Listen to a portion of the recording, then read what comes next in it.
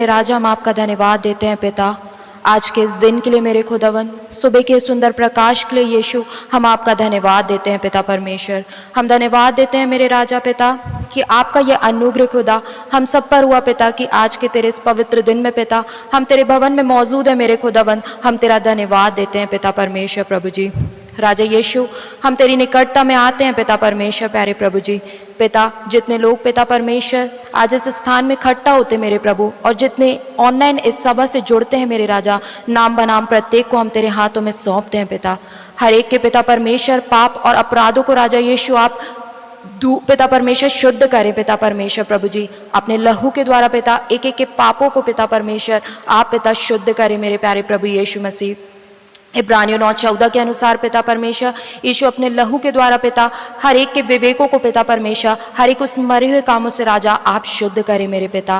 प्यारे प्रभु यीशु मसीह, आज के इस आराधना स्तुति में, आज के इस सभा स्थान में मेरे प्रभु हम तेरे नियंत्रण को चाहते हैं पिता परमेश्वर। इस स्थान को पिता परमेश्वर आप अपने महिमा के बादलों से घेर ले मेरे राजा पिता परमेश्वर। प्रभु जी पिता, हम तेरी उपस्थिति को इस स्थान में मांगते हैं पिता। अपने स्वर को खोल मेरे राजा पिता परमेश्वर, और इस स्थान में मेरे प्रभु यीशु मसीह हम सबके ऊपर मेरे प्रभु जी तेरा पवित्र आत्मा पिता परमेश्वर हम पर नियंत्रण ले ले मेरे पिता परमेश्वर। प्रभु जी दया करे मेरे पिता परमेश्वर, अपनी सामर्थ से परिपूर्ण करे पिता परमेश्वर। आपका तो वायदा है मेरे खुदावन पिता कि हर एक सब स्थानों में मेरे प्रभु जी दिन को धुएं के खंबे को और रात में आग के खंबे को आप सृजेंगे मेरे प्रभु। अपने कहे वचन के अनुसार पिता परमेश्वर आज की सुबह मेरे प्रभु इस सब स्थान में मेरे पिता परमेश्वर आप प्रभु जी मौजूद होइए मेरे पिता परमेश्वर खुदावन। और प्रभु जी पूरी इस सभा में मेरे खुदावन पिता आप नियंत्रण ले मेरे पिता। आपका भला पवित्र आत्मा हर एक पर नियंत्रण ले प्रभु। और पिता परमेश्वर आज के इस दिन में पिता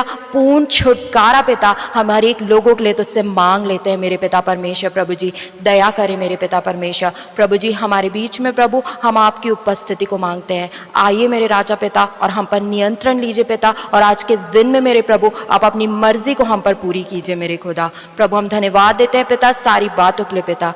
आदर मान सम्मान और महिमा आपको देते खुदा, यीशु के नाम में मांगते हैं, आमीन।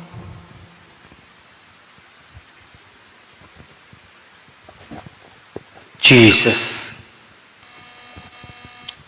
पिता को धन्यवाद हो। और आज की सुबह जब हम सभी हम मौजूद हैं तो क्यों ना हो हम प्रभु की स्तुति करें, उसके नाम को धन्यवाद दे दें, उसके नाम का जय जयकार कर लें आज की सुबह। और जैसे यीशु ने कहा और पानी ने उसकी वाणी को सुन लिया, ऐसे ही प्रभु हम सबको भी अनुग्रह दे दे कि हम सब आपके सुनने वाले हो जाएं, और वही अद्भुत महिमा जो काना नगर में प्रकट हुई वो हमारे जीवन पर भी प्रकट हो जाए। आमीन। आइए ताली बजाते हुए आज की सुबह खुदावंद यीशु मसीह की स्तुति करेंगे।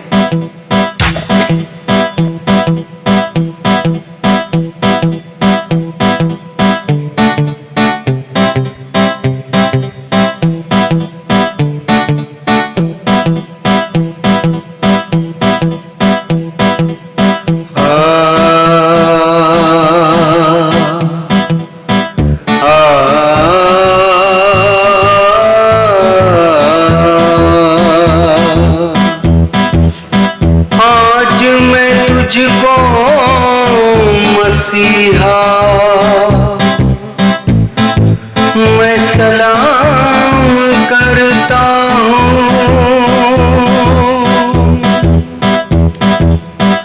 काना नगर की दास्तां चंद लफ्जों में बयान करता हूँ। हाँ, आइए ताली बजाते हुए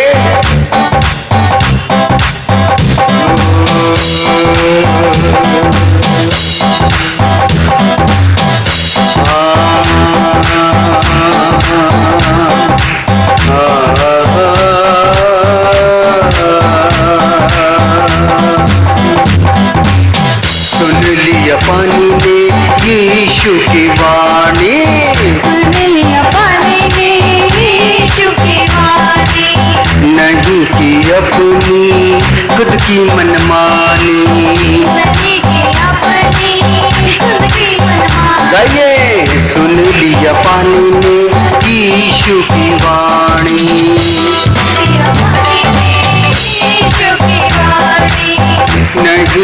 अपनी खुद की मनमानी, नहीं की अपनी खुद की मनमानी।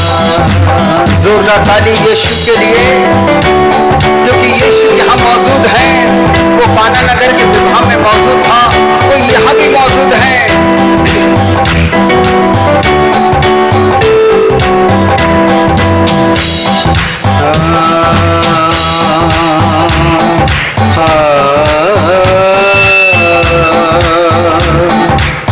काना गाँव में बड़ी धूम थी शादी की, काना गाँव में बड़ी धूम थी शादी की।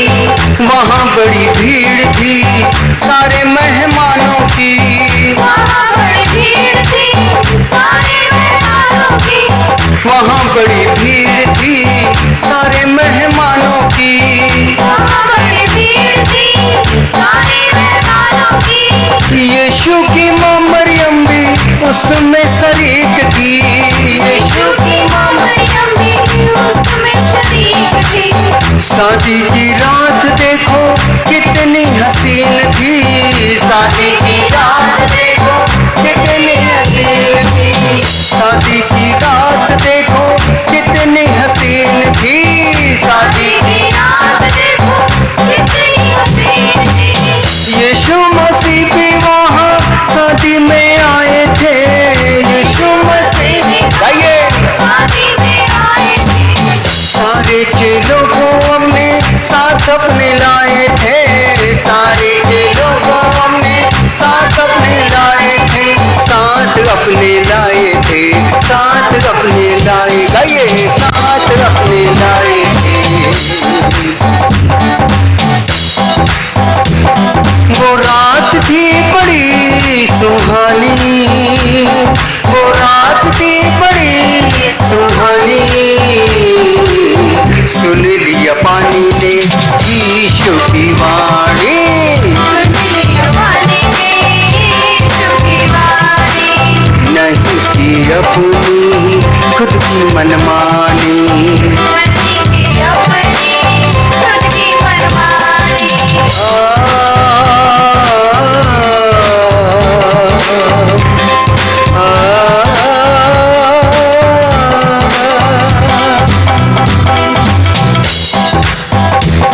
गौर कीजिएगा, काना नगर के विवाह में बड़ा आनंद है, बड़ी खुशी का माहौल है। कुछ लोग दाखरस पीकर के तृप्त हो गए, कुछ लोग आधे पेट निराश होकर के चले जाने लगे, कुछ लोग चिल्लाने लगे, अरे हमें अब तक दाखरस नहीं मिला। ये सब देखकर यीशु की माता मरियम परेशान हो गई। ताली बजाती रहे। यीशु की माता मरियम परेशान हो गई। उसने जाकर यीशु से कहा, बेटे इनके पास दाखरस खत्म हो गया है, ये इस विवाह के इज्जत का सवाल है, बेटे दाखरस खत्म हो गया है। यीशु ने मां से कहा, मां अभी मेरा समय नहीं आया, लेकिन मां के दिल को मालूम है कि खुदावन एक मां की दुआ को, एक मां की इल्तिजा को कभी इनकार नहीं करेंगे। विश्वास से मरियम ने सेवकों से कहा, जो कुछ ये तुमसे कहे यही करना।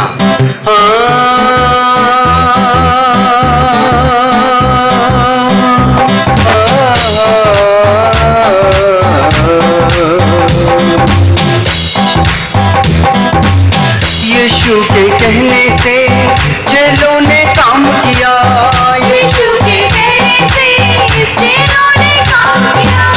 पानी के 6 मटकों को मुहा मुहा भर दिया, पानी के 6 मटकों को भर दिया। पानी के 6 मटकों को मुहा मुहा भर दिया। पानी के 6 मटकों को भर दिया। दासों ने सोचा मन में पानी से क्या होगा, दासों ने सोचा मन में पानी से क्या होगा। दासों ने सोचा मन में पानी से क्या होगा। दासों ने सोचा मन में पानी से क्या होगा। पानी से क्या होगा। और गौर कीजिएगा कि यीशु मसीह ने कहा, पानी ने उसकी वाणी को सुन लिया। आज की सुबह यीशु भी आपसे बोलने जा रहे हैं।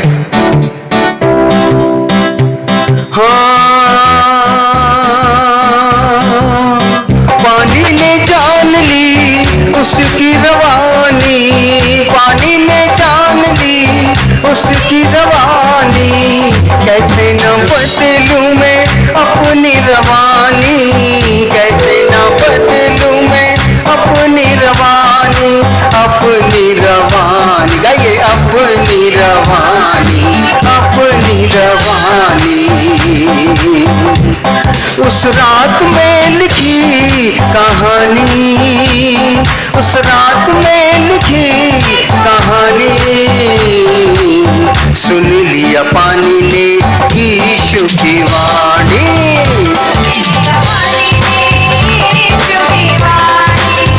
नहीं की अपनी खुद की मनमानी। आइए मिलकर सुन लिया पानी ने यीशु की वाणी,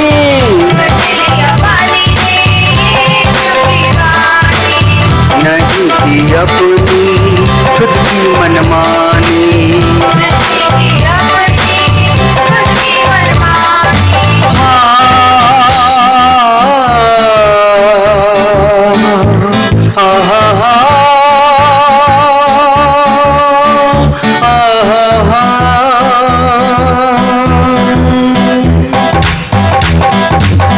यीशु के कहने से चेलों ने काम किया, यीशु के कहने से चेलों ने काम किया।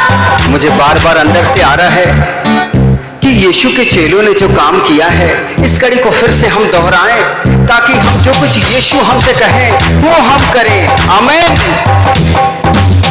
यीशु के कहने से चेलों ने काम किया, यीशु के कहने से चेलों ने काम किया, पानी के 6 मटकों को मुहा मुहा भर दिया, पानी के 6 मटकों को मुहा भर दिया, पानी के 6 मटकों को मुहा मुहा भर दिया, पानी के 6 मटकों को मुहा भर दिया। दासों ने सोचा मन में पानी से क्या होगा, दासों ने सोचा मन में पानी से क्या होगा, दासों ने सोचा मन में पानी से क्या होगा, दासों ने सोचा मन में पानी से क्या होगा। पानी ने जान ली हर की रवानी, पानी ने जान ली यीशु की रवानी, कैसे न बदलूं मैं अपनी रवानी, कैसे न बदलूं मैं अपनी रवानी, अपनी रवानी, अपनी रवानी, अपनी रवानी। उस रात में लिखी कहानी, उस रात में लिखी कहानी, सुन लिया पानी ने यीशु की वाणी,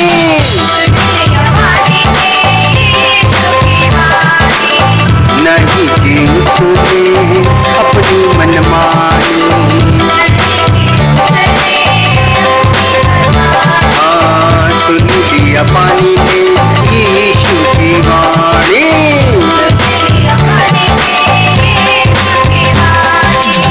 नहीं की अपनी खुद की मनमानी।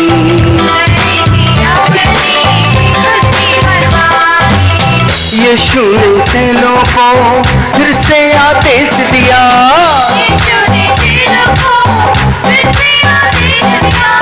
भोज के प्रधान को पानी वो चखा दिया, भोज के प्रधान को पानी वो चखा दिया। यीशु ने चेलों को फिर से आदेश दिया, यीशु ने चेलों को फिर से आदेश दिया, भोज के प्रधान को पानी वो चखा दिया, भोज के प्रधान को पानी वो चखा दिया।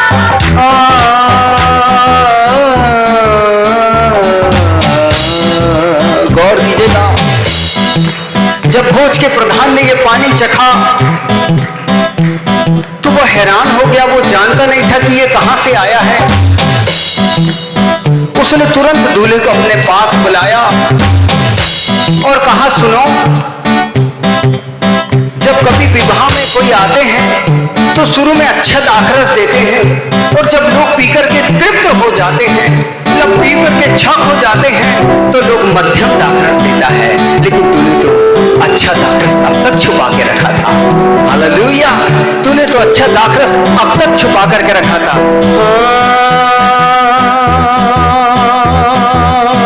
यीशु ने चेलों को फिर से आदेश दिया, यीशु ने चेलों को फिर से आदेश दिया, भोज के प्रधान को पानी वो चखा दिया, भोज के प्रधान को पानी वो चखा दिया, भोज के प्रधान को पानी वो चखा दिया। भोज के प्रधान को पानी वो चखा दिया।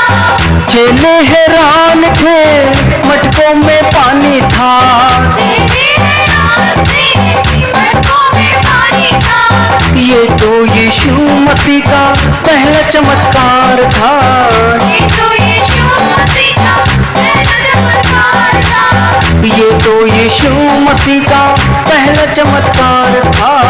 ये तो यीशु मसीह का पहला चमत्कार था। सारे चेलों के लिए एक नई बात थी। अरे ये क्या हो गया, हमने तो मटकों में पानी भरा था, लेकिन ये दाखरस कैसे बन गया। इसलिए सारे चेलों के लिए ये तो अद्भुत बात थी, सारे चेलों के लिए थी, सारे चेलों के लिए ये अद्भुत बात थी, सारे चेलों के लिए थी। काना गांव में चर्चा, ये चर्चा फैल गई, काना गांव में ये चर्चा फैल गई, प्रभु यीशु की महिमा ये हो गई, प्रभु यीशु की। और ध्यान दीजिएगा, प्रभु यीशु मसीह की महिमा वहां पर हो गई। और इसलिए ताली बजाते हुए, बीट के साथ ताली बजाते हुए,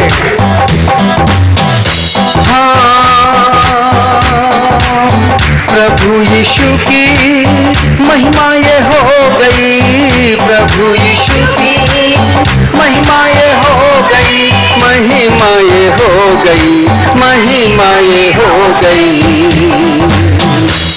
वो रात थी बड़ी जलाली, वो रात थी बड़ी जलाली, मिलकर वो रात थी बड़ी जलाली,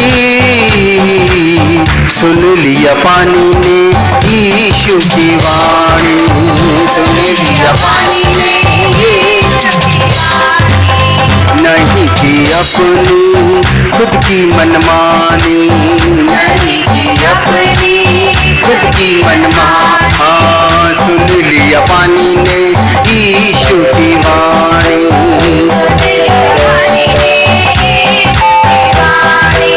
नहीं की अपनी खुद की मनमानी।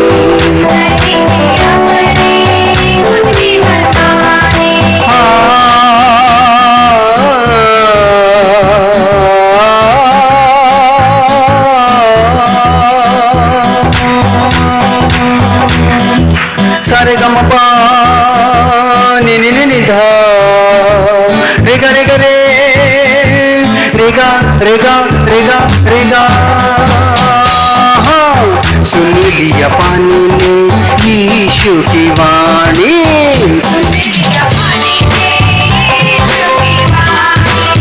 नहीं की अपनी खुद की मनमानी, नहीं। इसलिए यीशु मसीह चाहते हैं कि यीशु मसीह के नाम की महिमा हम करते रहें। यीशु मसीह चाहते हैं हम उसके नाम का प्रचार करते रहें। यीशु मसीह चाहते हैं कि हम प्रार्थना में अपना जीवन बिताएं। यीशु मसीह चाहते हैं कि हम एक दूसरे से प्रेम करें। यीशु मसीह चाहते हैं कि जैसे काना नगर के विवाह में वाणी ने उसकी वाणी सुनी, हम भी उसकी वाणी को सुने और वही करें जो यीशु ने हमसे कहा है। इसलिए अंतिम बार आइए हम मिलकर के कहें, हाँ सुन लिया पानी ने यीशु की वाणी, सुन लिया पानी ने यीशु की वाणी, नहीं की उसने अपनी मनमानी, नहीं की उसने अपनी मनमानी। हालेलुया। और जो कुछ यीशु मसीह ने कहा है वही हम करें, यीशु मसीह के नाम पर करें, क्योंकि जब हम कहते हैं वो हमारी सुनता है। जरूर उसने मरियम से कहा, माँ मेरा समय अभी नहीं आया। ये एक बाइबल में कहती ना, ये नारी तुझसे मुझसे क्या काम है, परंतु उसने शब्दों को सुना, उसने प्रार्थना को सुना और सुन करके आश्चर्य कर्म किया। आज की सुबह यीशु मसीह भी यहाँ मौजूद है, प्रभु भी यहाँ मौजूद है। आज वो हमारी भी वाणी सुनने के लिए मौजूद है। जो कुछ आप कहेंगे यीशु सुनेगा। अगर हम अपनी मनमानी छोड़ दें, हम अपनी खुद की मनमानी छोड़ दें और यीशु तू जो बोलेगा वो हम करेंगे, तो यीशु आज हमारी वाणी सुनने के लिए यहाँ मौजूद है। आमीन, आमीन। Thank you Jesus.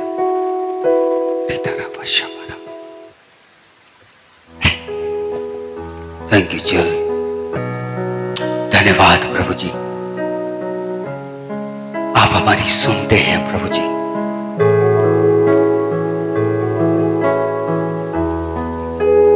Thank you Jesus, आप हमारी सुनते हैं पवित्र पिता। जब हम आपको पुकारते हैं आप हमारी सुनते हैं महाराजा। वही अनुग्रह दे दीजिए पिता। आपने पानी की ओर देखा और उसने अपनी रवानी बदल दी प्रभु, उसने अपना आकार बदल दिया, उसने अपना रूप रंग बदल लिया प्रभु।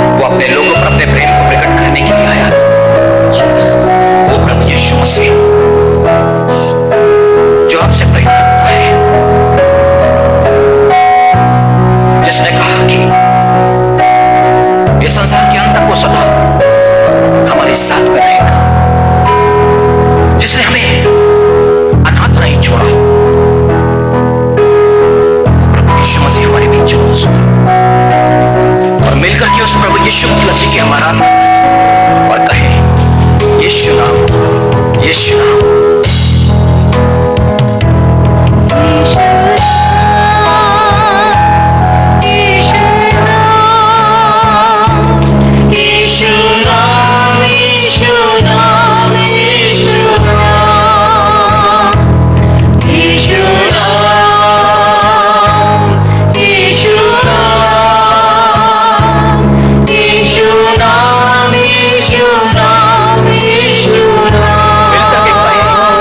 क्योंकि लिखा है जो यीशु के नाम की दुहाई देगा वो लज्जित नहीं होगा।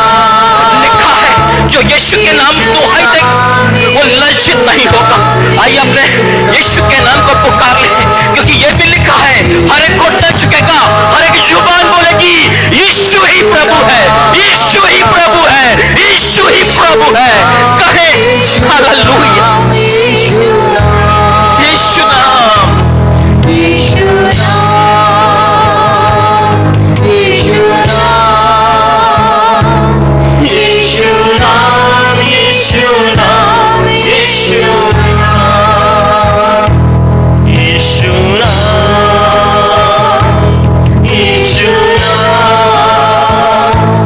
यीशु नाम, धन्यवाद करते हैं मेरे पवित्र पिता। अद्भुत नाम आपने हमारे होंठ और हमारी जीभ पर रखा है मेरे पवित्र पिता। यीशु मसीह ने कहा है अपने उस नाम से जो नाम तूने मुझे दिया है इनकी रक्षा करना। आज है मेरे पिता परमेश्वर, प्रभु यीशु मसीह के नाम में दुहाई देते हैं प्रभु जी, जितने यहाँ पर मौजूद हैं और जितने प्रभु जी ऑनलाइन इस आराधना में शामिल हुए हैं पिता परमेश्वर, हर एक पर पिता परमेश्वर आपकी दया हो जाए पिता परमेश्वर। हर एक पर आपका पवित्र सामर्थ्य हाथ आ जाए पिता परमेश्वर, हर एक पर आपका अभिषेक आ जाए मेरे पवित्र पिता परमेश्वर। हर एक के ओठ, हर एक के जीभ पर पिता परमेश्वर आज ये नाम हो यीशु नाम, यीशु नाम, क्योंकि स्वर्ग और इस पृथ्वी के बीच में और कोई भी नाम नहीं दिया गया है पिता जिस नाम से हमें उद्धार मिले। ओ री बाबा बारशन धोरी खत्ता रबशने। ओ हालेलुया हालेलुया हालेलुया हालेलुया। चर्च उसका गुणानुवाद करे, चर्च उसका धन्यवाद करे उस यीशु मसीह का जो आपसे बेहद प्रेम रखता है, जिसने आपके लिए अपने लहू को बहाया है। ओ री बाबा बारशे हालेलुया हालेलुया हालेलुया। ओ री बारशन धोरी खत्ता रबशने। हालेलुया हालेलुया हालेलुया।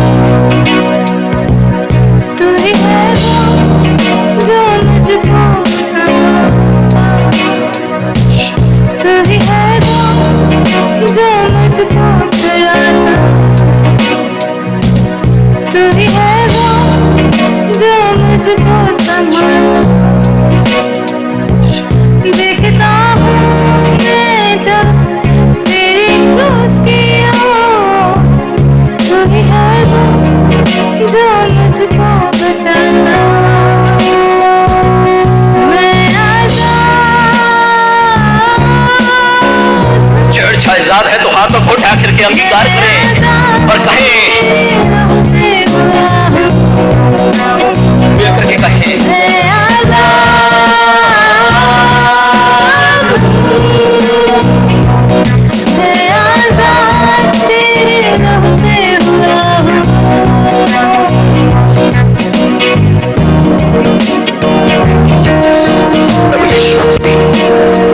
छुटकारे के लिए धन्यवाद करते हैं प्रभु जी। हम ना जानते थे प्रभु जी कि हम पाप के बंधन में हैं। हम ये भी ना जानते थे प्रभु जी कि शैतान हम पर प्रभुता करता है। हम अपनी दृष्टि में पवित्र थे, हम अपनी दृष्टि में धर्मी थे प्रभु जी। हम अपनी आंखों के अभिलाषों के अनुसार चल रहे थे और सोचते थे कि हम ठीक हैं, हम सही हैं, परंतु आपने हमारी आंखों को खोला मेरे प्रभु यीशु मसीह। हम धन्यवाद करते हैं, हम धन्यवाद करते हैं प्रभु यीशु मसीह कि आपने हम पर प्रकट किया कि हम बंधुआई का जीवन जी रहे हैं प्रभु जी। हमारी निराशाओं को आशा में बदला प्रभु जी। खाओ प्रभु जी, धन्यवाद करते हैं हम आपका, हम धन्यवाद करते हैं मेरे प्रभु जी। हमें अनंत जीवन की आशा नहीं थी, परंतु आपने प्रभु जी अनंत जीवन की आशा दी प्रभु जी। हमारी आत्मिक आंखों को खोला प्रभु जी और वो अद्भुत जीवन हमें दिखा दिया प्रभु जी। हम जिस उसे आपने हमारे पैरों तले ला के रख दिया प्रभु जी। आज हम शैतान पर प्रभुता करते हैं और तेरे नाम से प्रभु जी हर एक शैतानी दुष्ट आत्मा को निकाल फेंकते हैं। हम धन्यवाद करते हैं हमें यह अधिकार देने के लिए प्रभु जी, हमें यह अधिकार देने के लिए धन्यवाद करते हैं प्रभु जी, धन्यवाद करते हैं प्रभु जी।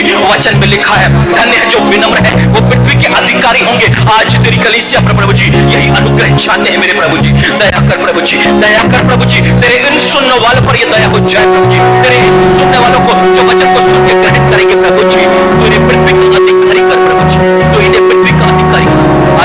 आज प्रभु यीशु मसीह दया करना प्रभु जी कि स्वर्ग इस पल में खुला हो प्रभु जी और आपका अभिषेक इन प्रभु तक चला जाए प्रभु जी। और भी विनम्र होते चले जाएं और भी पृथ्वी के अधिकारी होते चले जाएं। आपका वचन इनके जीवन पर फलवत्त हो जाए। ऐसी दया को चाहते हैं, ऐसी दया को चाहते हैं।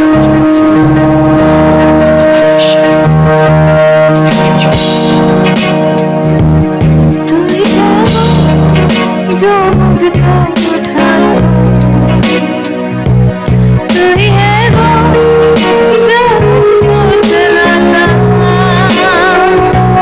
तू ही है वो जो मुझको उठाता, तू ही है वो जो मुझको चलाता। देखता हूँ मैं जब तेरी खुशियों, तू ही है वो जो मुझको दौड़ाता। मैं आज़ाद, फिर से कहे मैं आजाद हूँ। मैं आज़ाद, एक बार और अंगीकार करें। मैं आज़ाद, ओ धन्य यीशु नाम। मैं बाबा इस आजादी के लिए धन्यवाद प्रभु यीशु मसीह। इस आजादी के लिए धन्यवाद यीशु मसीह। इस आजादी के लिए धन्यवाद प्रभु जी। हालेलुया, हालेलुया। बाबा ओ हालेलुया।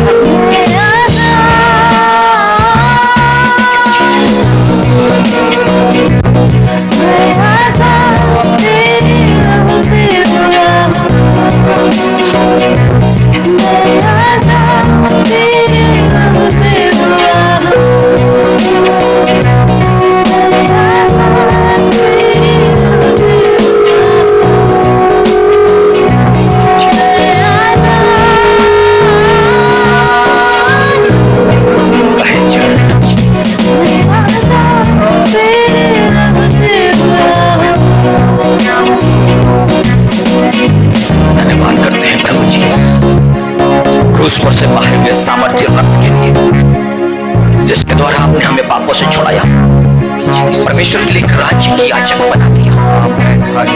धन्यवाद करते हैं प्रभु यीशु मसीह जी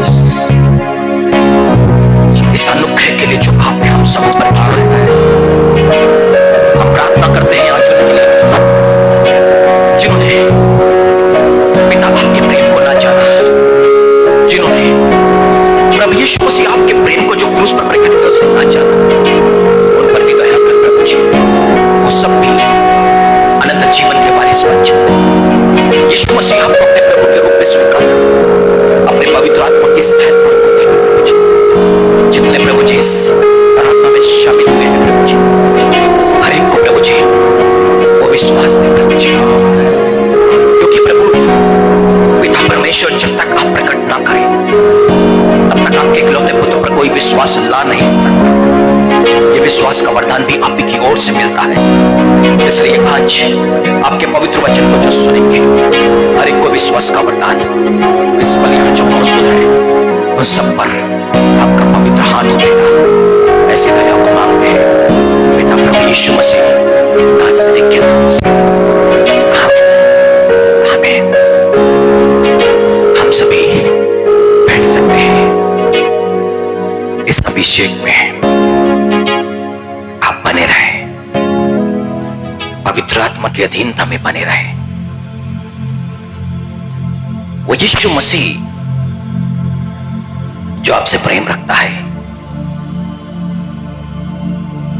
वो प्रभु यीशु मसीह जिसने क्रूस पर मेरे और आपके लिए अपने आप को बलिदान होने के लिए दे दिया।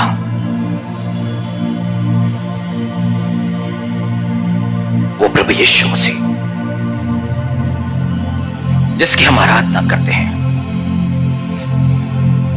वो परमेश्वर जिसकी हम आराधना करते हैं, वो हमसे चाहता क्या है, उसकी इच्छा हम मनुष्यों के प्रति क्या है। यसा नबी की किताब 5वीं उसकी 13वीं आयत में परमेश्वर के दर्द को हम लोग यहां महसूस कर सकते हैं। और परमेश्वर ने अपने पवित्र वचन में कहा, अज्ञानता के कारण मेरी प्रजा बंधुआई में जाती है, दुख के बंधन में, बीमारी के बंधन में, असफलता के बंधन में, और जिसका मूल कारण पाप का मतलब होता है आज्ञा का उल्लंघन। आज पूरा संसार परमेश्वर के विरुद्ध में चल रहा है। परमेश्वर की जो मर्जी, जो इच्छा है, उसको लोग अपने जीवन पर महत्व नहीं दे रहे हैं। अपनी संतानों को वो बातें सिखाई नहीं जाती है जो परमेश्वर चाहता है। उनको टीवी को दे दिया जाता है टाइम पास करने के लिए। उनको नाना प्रकार के स्थानों में आनंद के लिए जहां वो जाते हैं ले जाते हैं, परंतु वास्तविक आनंद, वास्तविक जीवन जो बच्चों के जीवन पर आना चाहिए, व्यक्तिगत जीवन पर आना चाहिए, उन बातों को लोग नहीं सिखा रहे हैं। यदि एक मनुष्य परमेश्वर की आज्ञा को माने, परमेश्वर की इच्छा को जाने, उसको पूरा करे, तो एक शांति, एक आनंद के जीवन को जी सकता है और वो अनंत जीवन भी प्राप्त कर सकता है। पर मनुष्य इस संसार में जो कुछ पल का जीवन है, उसी में आनंद करने में व्यस्त हो गया है। और परमेश्वर के दर्द को, दुख को हम देख सकते हैं। अज्ञानता के कारण मेरी प्रजा बंधुआई में चलती। उस नबी की किताब में परमेश्वर ने अपने प्रीस्ट, अपने याजकों, अपने दासों को फटकार लगाई कि मेरे ज्ञान के ना होने से मेरी प्रजा नाश हो रही है, उसकी प्रजा नष्ट हो रही है। परमेश्वर याजकों से, प्रीस्ट से, प्रचारकों से चाहता क्या? परमेश्वर को वास्तविक ज्ञान लोगों तक पहुंचाए, ताकि उसके जो लोग हैं परमेश्वर को सही रीति से जान सके, सही रीति से पहचान सके। परमेश्वर का वास्तविक ज्ञान एक मनुष्य को पाप से बचाएगा, एक मनुष्य को बंधुआई में जाने से बचा लेगा, एक मनुष्य के जीवन में जो दुख और तकलीफें हैं उससे उसको वो बचा लेगा। परमेश्वर पुकार रहा है याजकों के सामने कि मेरा सही ज्ञान मेरे लोगों तक पहुंचा दो। परमेश्वर पुकार रहा है ऐसा नबी के माध्यम से, अज्ञानता के कारण मेरी प्रजा नाश हो रही, बंधुआई में जा रही है। वो दुखी है सिंहासन पर बैठा बैठा, उसके लोगों के पास में सही ज्ञान नहीं, सही जानकारी नहीं परमेश्वर के विषय में। वो अपने दुख को किस तरह प्रकट करे, किससे बोले, किससे बताए, अपने अपने सही ज्ञान के विषय में। वो धर्मी है, वो एक सच्चा न्याय करने वाला परमेश्वर। जब एक मनुष्य पाप करता है तो उसको दंड देना पड़ता है, क्योंकि वो धर्मी, वो न्यायी परमेश्वर है। पर मनुष्य को पता है कि वो गलत, जो भी वो कर रहे हैं वो गलत, और क्या करना है उनको जो सही कार्य, वो परमेश्वर अपने लोगों तक पहुंचना चाहता है। उसने हमारे शरीर को पवित्र आत्मा का मंदिर कहा, इस मंदिर में वो रहना चाहता है। पर यहां पर रहने के लिए इस देह का पवित्र होना भी जरूरी। पुरानी मस्कों में नई दाखरस नहीं भरी जाती, मस्कों को फाड़ देती है वो। इस्राएलियों ने यही गलती कर दी। परमेश्वर के वचन के विरुद्ध और विरुद्ध चले। वचन में लिखा है कि पवित्र आत्मा अब उनके विरुद्ध में हो गया। बाइबल कहती है कि उस पवित्र आत्मा को खेदित ना करें, उसको शोकित ना करें, जिसको उसने हमारे इस शरीर में रहने के लिए, इस दिल में रहने के लिए भेजा है। वो छुटकारे के दिन के लिए एक छाप है हम पर कि जब यीशु मसीह का आगमन आएगा तो उसके चुने हुए लोग जिस पर छाप है उनको यीशु मसीह के सम्मुख में उठाया जाएगा। उस पवित्र आत्मा को शोकित ना किया जाए। जब यीशु मसीह का जन्म हुआ, यशायाह नबी की किताब में लिखा है कि एक कुमारी गर्भवती होगी, पुत्र प्रसव करेगी, उसका नाम इम्मानुएल रखा जाएगा। अब आगे लिखा यशायाह नबी की किताब में, जब वो भले को, ध्यान दीजिएगा आज के पवित्र वचन में, जब वो भले को ग्रहण करना, बुरे को त्यागना, तब तक वो मधु और मक्खन खाएगा। इसका मतलब है कि जब यीशु मसीह का जन्म होगा और जैसे जैसे वो बढ़ेगा, क्योंकि वो अब मनुष्य का पुत्र है, तो अब उसको भला और बुरा दोनों बातों को पहचानना है। अब जैसे जैसे वो जानेगा कि भला क्या है और उसे मुझे ग्रहण करना है और बुरा क्या है उसे मुझे त्यागना है, तब तक मक्खन और मधु, मतलब वचन की जो सेविकाई है, जो वचन वो ग्रहण करेगा,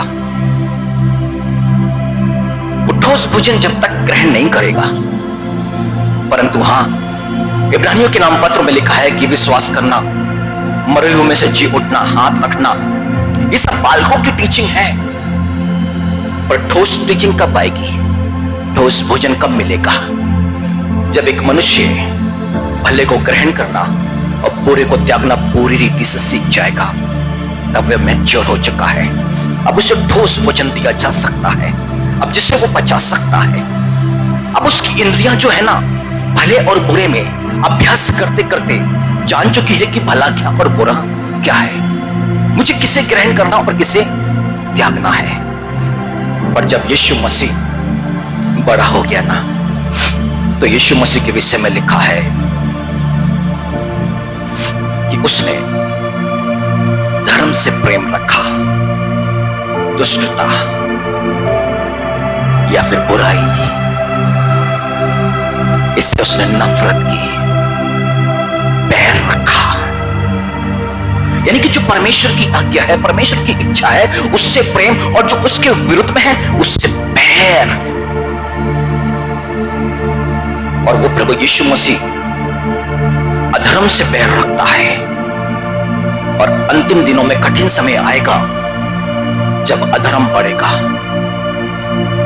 दूसरा तिमुथियुस 3 अध्याय 1 से लेकर 2-3 तक में, और उसमें एक शब्द और है, और लिखा है अभिमान, घमंड, अहंकार।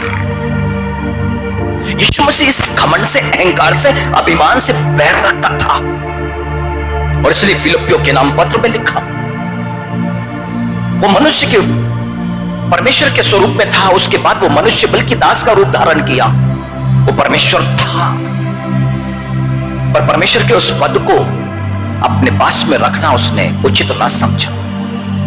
अपने उस बड़प्पन को, उस बड़ाई, उस महिमा की बातों को उसने त्याग दिया।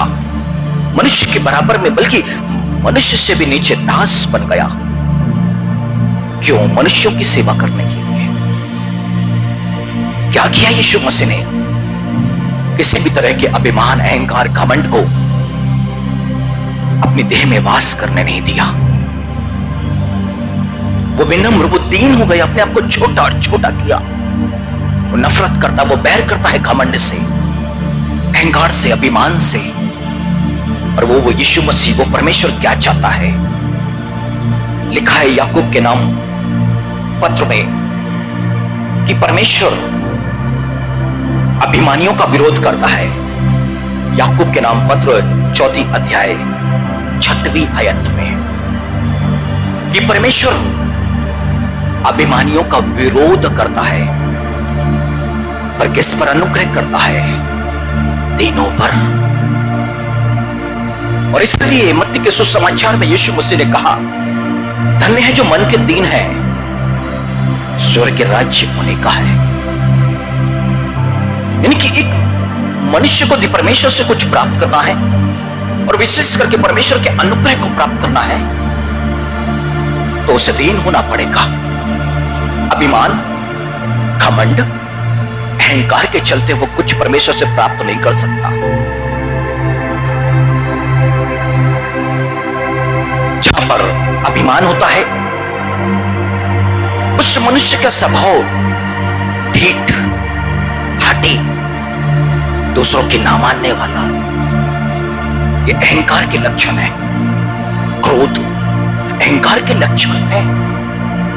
सामने वाला क्या बोल रहा उसको वो सुनता नहीं है, उसके अंदर में जो भरा है वो चाहता है कि मेरी सुनो और जैसा मैं कहता हूं वैसा करो। ये अहंकार के लक्षण है, ये अभिमान के लक्षण है। ऐसा व्यक्ति किसी के आगे झुकता नहीं है और ऐसा मनुष्य परमेश्वर के अनुग्रह को प्राप्त नहीं कर सकता। परंतु जहां पर अभिमान होता है वहां बुद्धि भी नहीं होती है, वहां बुद्धि भी नहीं होती है। और स्पष्ट लिखा हुआ है नीति वचन की किताब 8वें अध्याय में और उसकी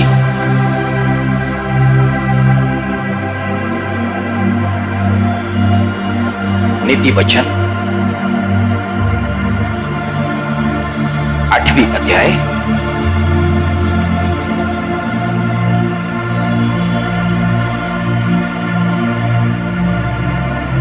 और उसकी 13वीं आयत में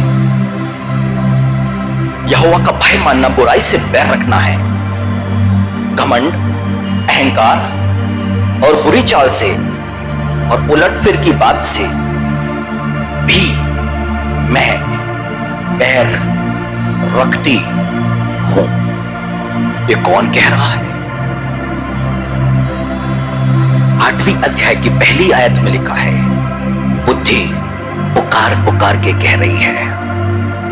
बुद्धि स्वयं, परमेश्वर की बुद्धि स्वयं कलीसिया और चर्च से बात कर रही है कि जहां पर अहम होगा, जहां पर अहंकार होगा, जहां पर अभिमान होगा, वहां पर वो बुद्धि नहीं ठहरेगी, क्योंकि बुद्धि इन बातों से नफरत करती है, इस बातों से बैर रखती है।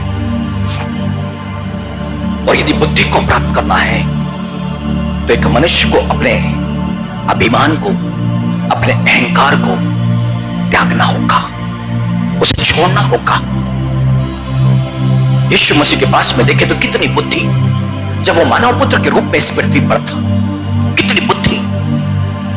वजह उसने अपने आप को दीन किया, विनम्र किया।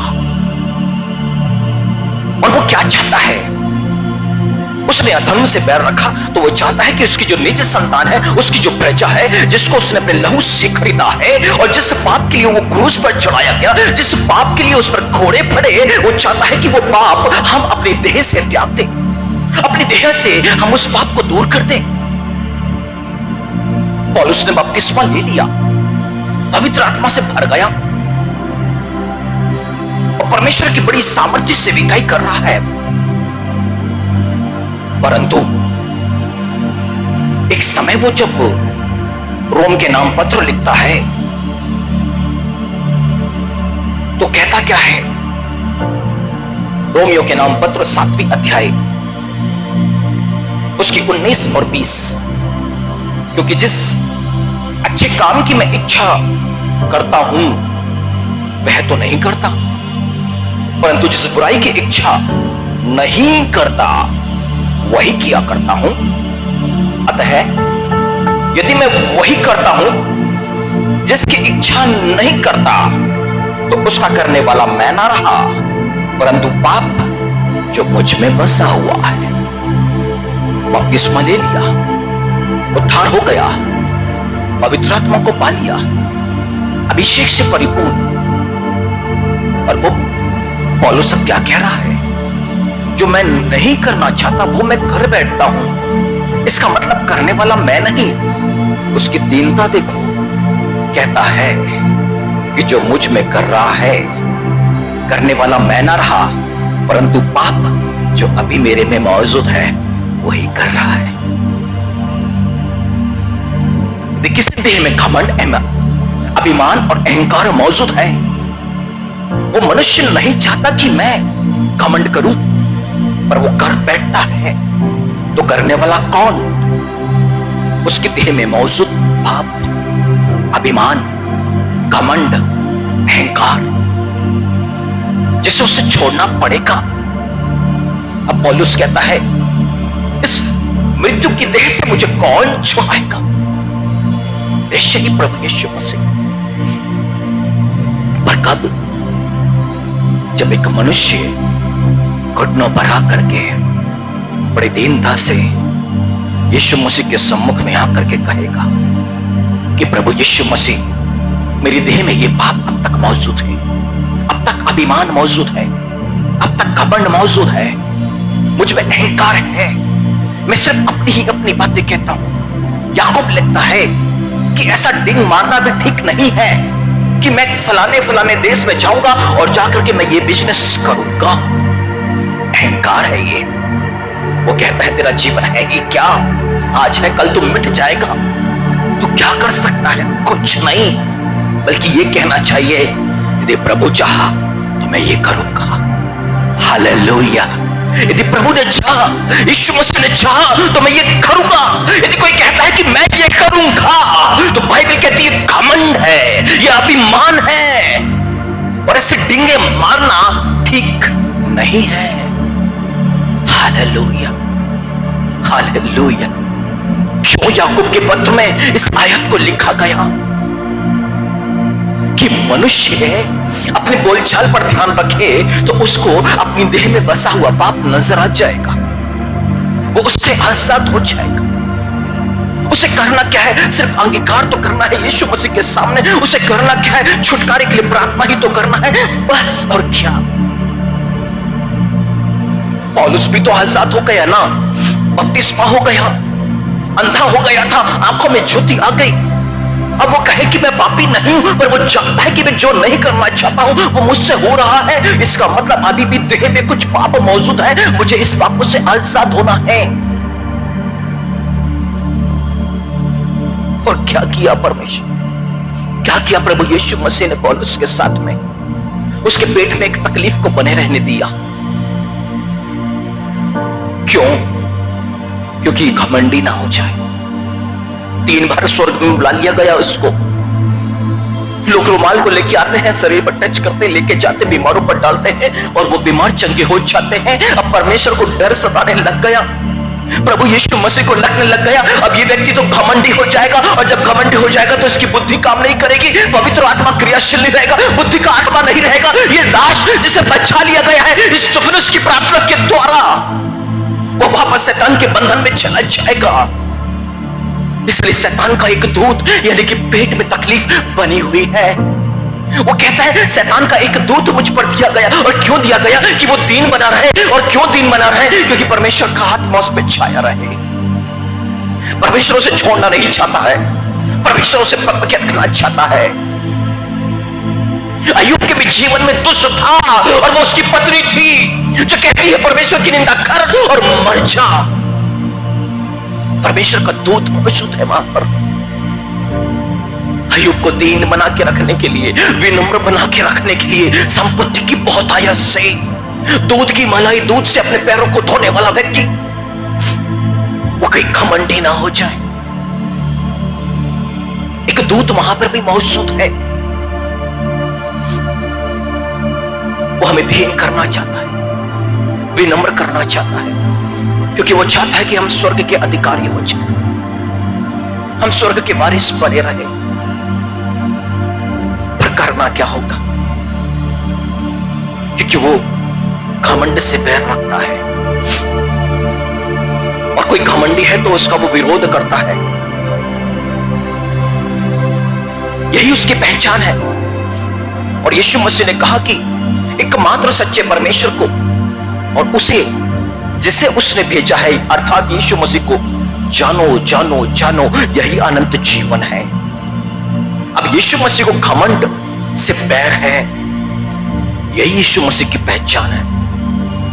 वो घमंड को पसंद नहीं करता, वो अभिमान को पसंद नहीं करता, वो अहंकार को पसंद नहीं करता है, और जिसके स्वभाव में वो है तो वो भी उसको नापसंद होगा। उस व्यक्ति का वो विरोधी हो जाएगा, उसका वो विरोध करेगा।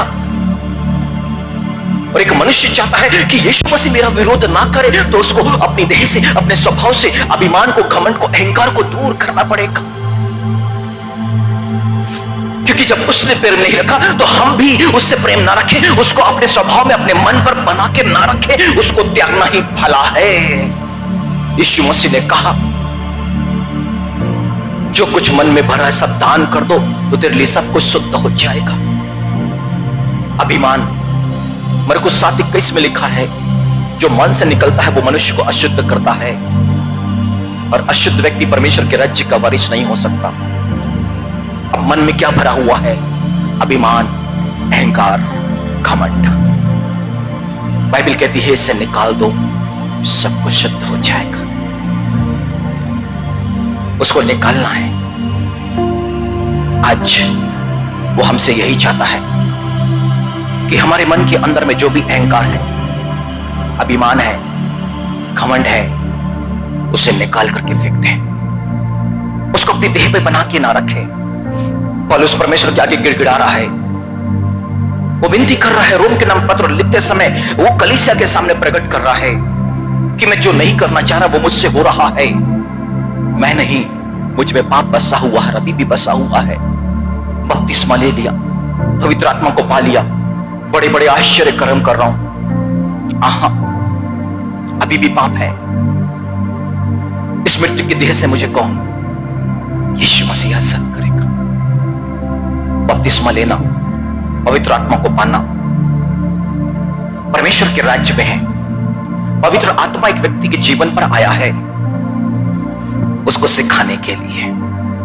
यीशु मसीह ने कहा, वो सत्य का आत्मा आएगा, मेरी बातों में से लेकर के तुम्हें सिखाएगा। उसके साथ संगति करना है, सीखना है, सीखना है पवित्र आत्मा से।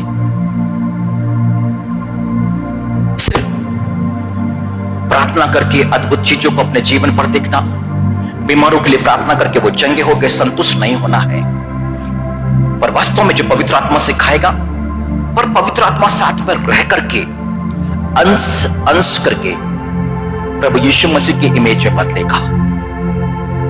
जब वो सिखाएगा तो बदलेगा।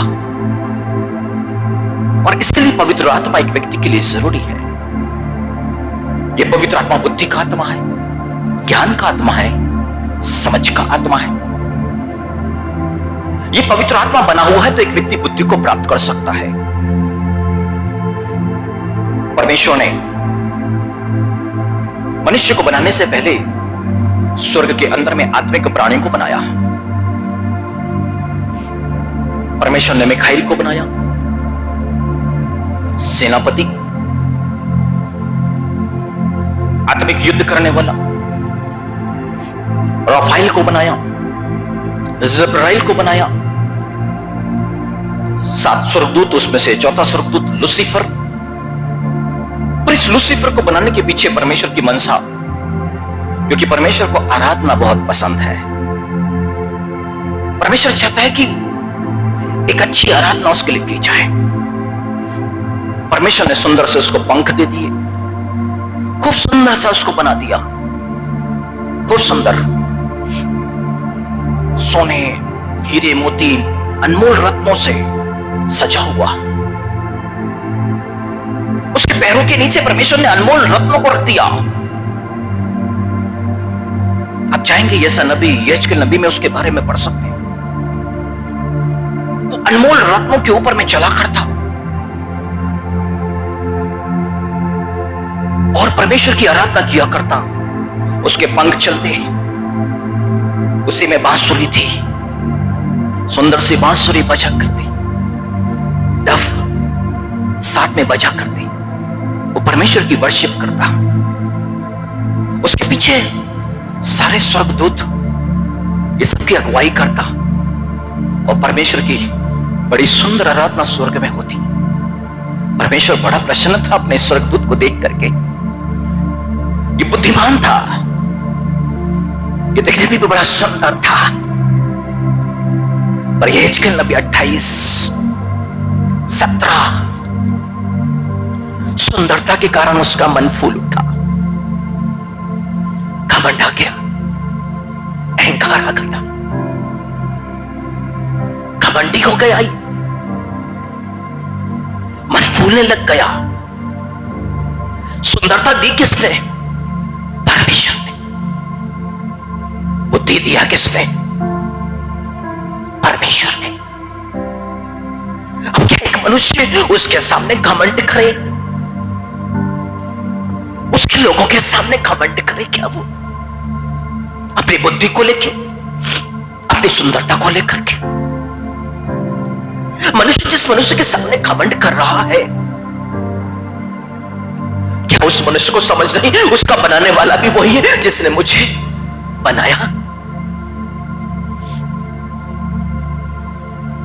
मुझे सुंदर बनाया तो इसलिए नहीं बनाया कि मैं घमंड करूं।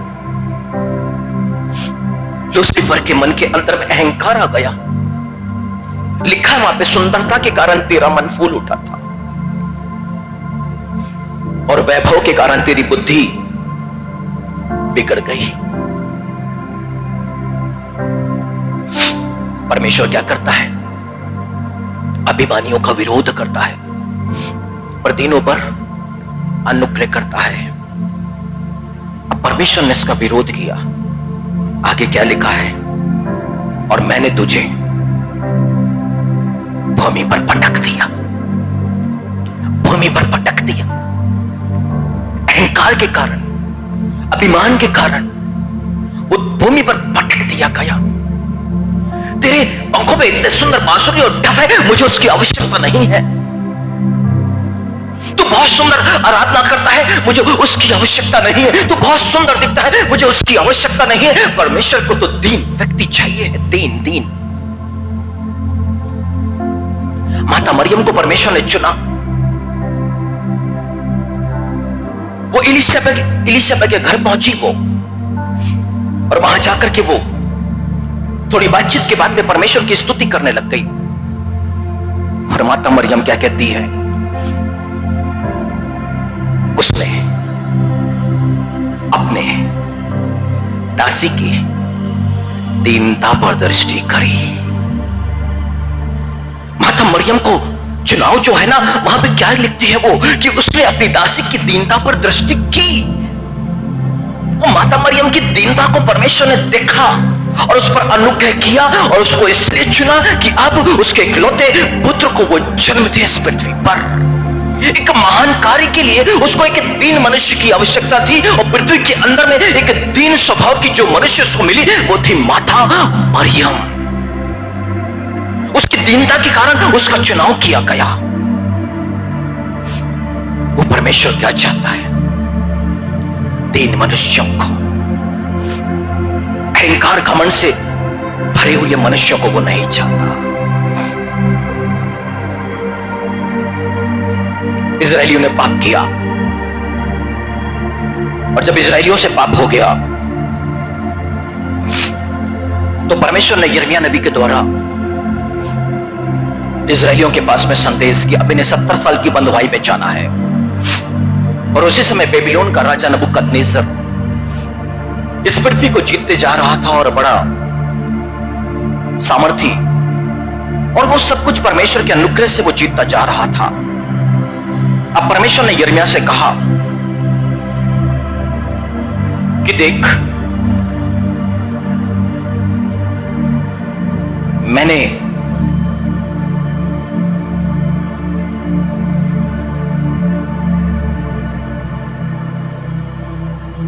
यिर्मयाह की किताब में 27वीं अध्याय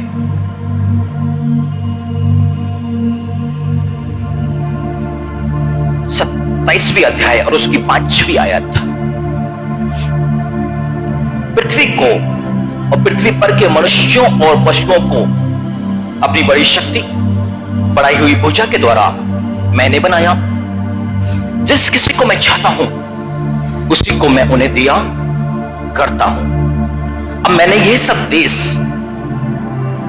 अपने दास बेबीलोन के राजा नबूकदनेस्सर को आप ही दे दिए हैं, और मैदान के जीव जंतुओं को भी मैंने उसे दिया है कि वे उसके अधीन रहे। राजा नबूकदनेस्सर को देने वाला कौन? परमेश्वर। अब 70 साल की बंधुआई में इजराइल देश, बल्कि पृथ्वी के मनुष्य, पृथ्वी के पशु पक्षी, जो कुछ परमेश्वर ने अपने सामर्थी हाथों से बनाया था, सब कुछ नबूकदनेस्सर की अधीनता में सौंप दिया। अब ये राजा नबूकदनेस्सर आराम से राज्य कर रहा है, परंतु अब इसने एक स्वप्न देखा है दानियल की किताब में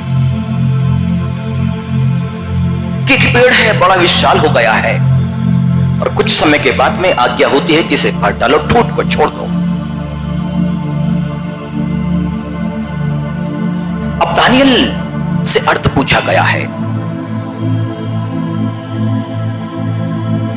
अब दानियल ने उसके अर्थ को उस पर प्रकट कर दिया है।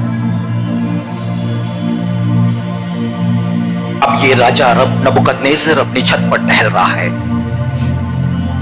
अपने वैभव को देखता है, अपने राज्य महल को देखता है, अपने साम्राज्य को देखता है। दानियल 2 अध्याय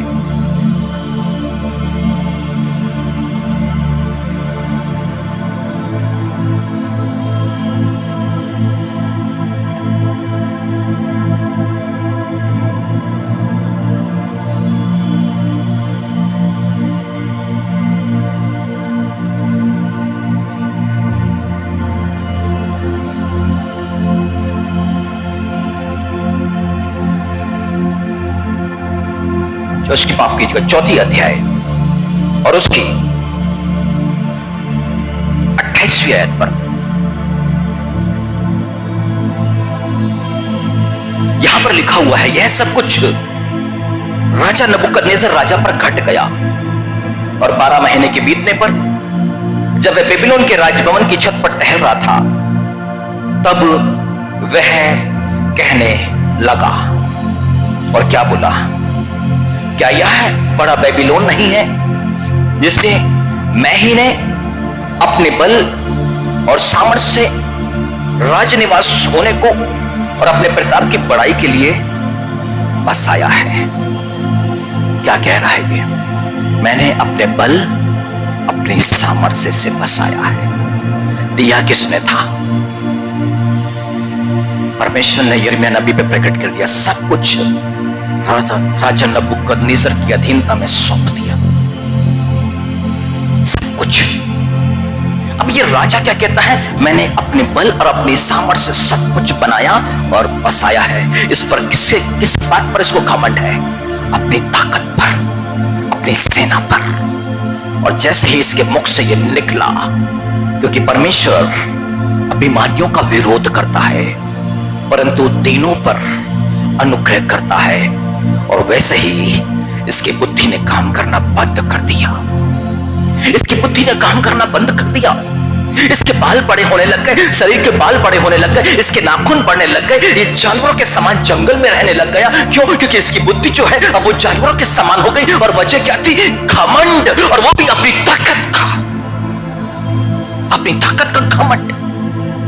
वो परमेश्वर जिसकी स्तुति करना चाहिए, जिसको महिमा देना चाहिए, जिसका गुणानुवाद करना चाहिए, उसको महिमा नहीं दी, उसका गुणानुवाद नहीं किया, परंतु अपनी ताकत पर इसने घमंड किया और तुरंत ही बुद्धि, क्योंकि बाइबल कहती है 8:13 नीति वचन की किताब में, बुद्धि अहंकार से, अभिमान से घृणा करती, बह रखती है, बुद्धिमान ठहर नहीं सकती। और जैसे ही घमंड आया और वैसे ही बुद्धि चली गई।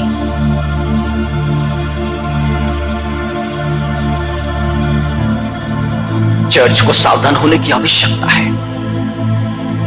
चर्च को इस बात को जान लेने की आवश्यकता है कि जहां पर घमंड वहां बुद्धि नहीं हो सकती है। एक व्यक्ति जितना अहंकारी होते जाएगा, उसकी बुद्धि उतनी ही उसके मन से दूर होते चले जाएगी। वो बुद्धिमान हो ही नहीं सकता। और इसलिए तो जीवन में असफलताएं हैं, इसलिए तो यहां पर कुछ बातें डाली जाती हैं, दूसरे दिन मनुष्य भूल जाता है।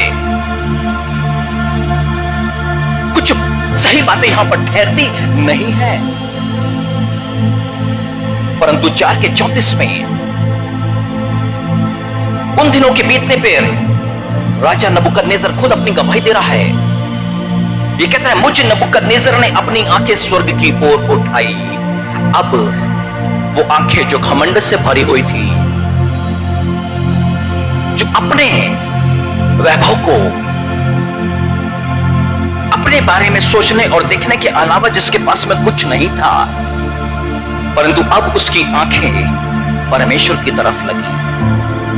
और क्या लिखा है, और मेरी बुद्धि फिर ज्यों की त्यों हो गई।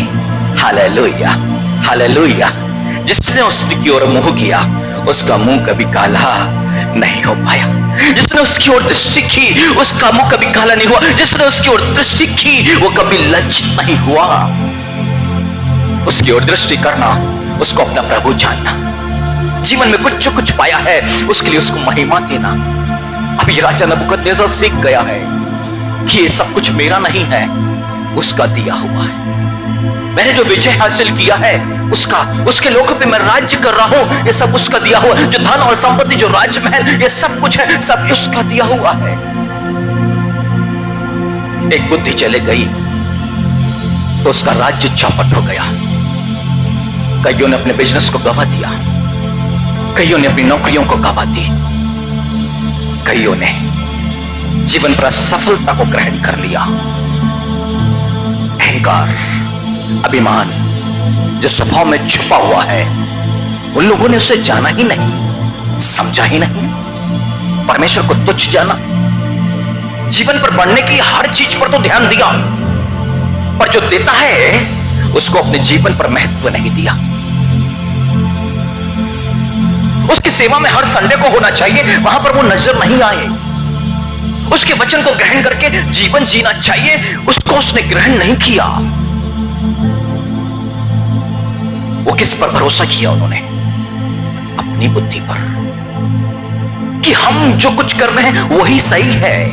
हमें परमेश्वर की बुद्धि की आवश्यकता नहीं, हमें परमेश्वर के ज्ञान की आवश्यकता नहीं, हमें परमेश्वर की सहायता की आवश्यकता नहीं है। इसलिए उसने परमेश्वर के वचन को निकम्मा जाना और इसलिए वो सब असफल होते चले गए। और वो परमेश्वर चाहता है कि उसके लोग सफल हो जाएं, उन्नति करें। जब फिरौन ने यूसुफ को देखा तो बोले, इसके समान बुद्धिमान और समझदार तो और कोई नहीं है।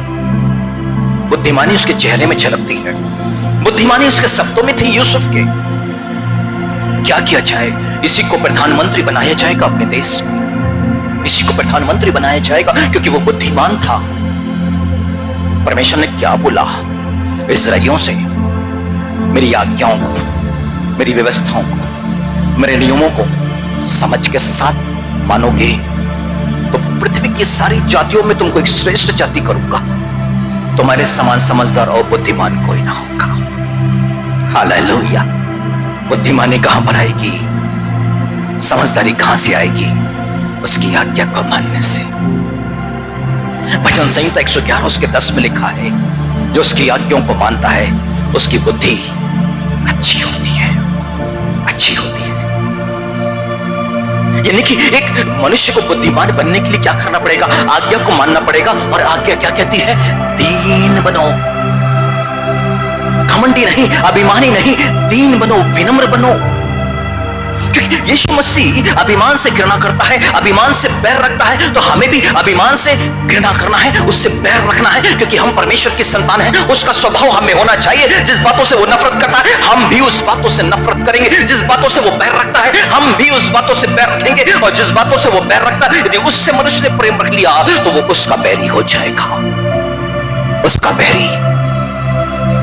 घमंड के कारण नबूकदनेस्सर के जो परमेश्वर का अनुग्रह उस पर था, अब परमेश्वर उसका विरोधी हो गया है। अब वो जानवरों के समान जंगल में है, जंगल में, क्योंकि उसकी बुद्धि बिगड़ गई है, उसकी बुद्धि ठिकाने में नहीं है। एक व्यक्ति रोगी हो गया,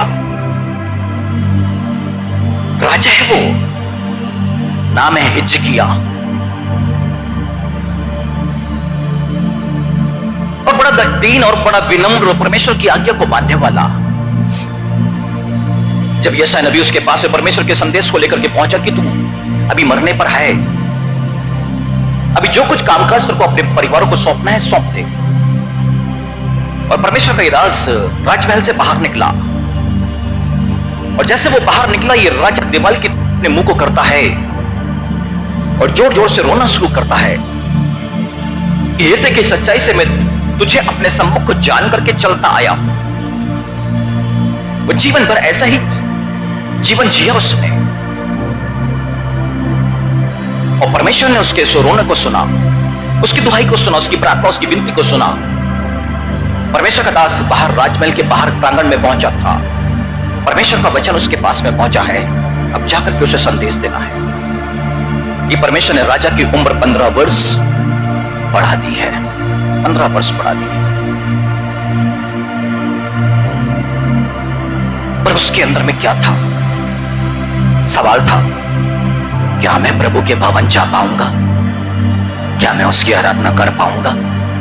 हर बीमार व्यक्ति यही कहता है, मौत से जूझा हुआ यही व्यक्ति कहता है, अब तेरी सेवा में, अब हम बैठ के बस प्रार्थना में मन लगाएंगे, अब हम ये करेंगे, अब हम ये करेंगे। और राजा हिजकिय्याह ने वही किया। जब मुश्किल थी, शरीर पर मौत सर पर मंडरा रही थी, अंजीर की टिकिया रख, ठीक हो जाएगा। वो चंगा हो गया। कहता है, अपने रचे हुए गानों को 10 तार वाले वीणा पे बजा के नए नए गीतों से मैं आराधना करूंगा। अब ठीक हो गया। असुरियों से युद्ध था, वो भी जीतने लग गया। चारों तरफ से सोना चांदी संपत्ति बढ़ने लग गई। अब मन फूलने लग गया, अभिमान अहंकार आने लग गया। भूल गया उसने बचाया, भूल गया युद्ध में जीत उसने दिलाई। बाइबल में लिखा है, उसने मन फूलने के कारण उसने इस उपकार का बदला यहोवा को नहीं दिया, नहीं दिया।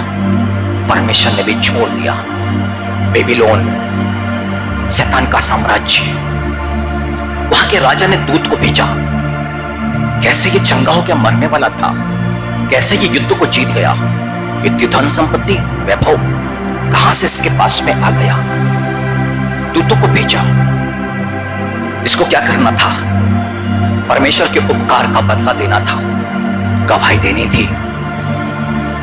मेरे यहोवा ने मुझे 15 साल का जीवन दिया है, ये 15 साल अब मैं उसके लिए जीऊंगा। उसने ये जीवन दिया है मेरे व्यक्तिगत जीवन के लिए नहीं, मौत से मुझे बचाया है, मुझे समर्पित करना है, मुझे यहोवा के लिए जीना है, अपने प्रभु यीशु मसीह के लिए जीना है। इस बातों का उसने अंगीकार नहीं किया। क्या किया? अपना राजमहल दिखा रहा है, अपनी धन संपत्ति दिखा रहा है, सारा वैभव दिखा रहा है, परमेश्वर को स्मरण भी नहीं कर रहा है, उपकार का बदला नहीं दे रहा है। वो परमेश्वर अभिमानियों का विरोध करता है। दिनों पर अनुग्रह परमेश्वर ने छोड़ दिया। तेरे बाल बच्चे अब सब बंधुभाई में जाएंगे। पाप ने किया, बच्चे भुगतेंगे, उपकार का बदला नहीं दी, भुगतो अब बंधुभाई में। अभिमान, घमंड, धन संपत्ति पे जो मैंने दिया, जीवन जो मैंने दिया, उस पर घमंड तुझे, उपकार का बदला नहीं। अब पूरा परिवार भुगतेगा, सारे के सारे बच्चे खोजा बन के बंधुभाई में चलेगा, बंधुभाई में, क्योंकि वो अभिमानियों का विरोध करता है। यही है परमेश्वर का सच्चा स्वभाव, सच्चा नेचर। दीन बनो तो माता मरियम की तरह अद्भुत कार्यों के लिए चुन लिए जाएंगे। दीन बनेंगे तो बुद्धि यहां पर आ जाएगी, बुद्धि का इस्तेमाल महान बनने के लिए, क्योंकि नीति वचन की किताब में लिखा हुआ है 8वीं अध्याय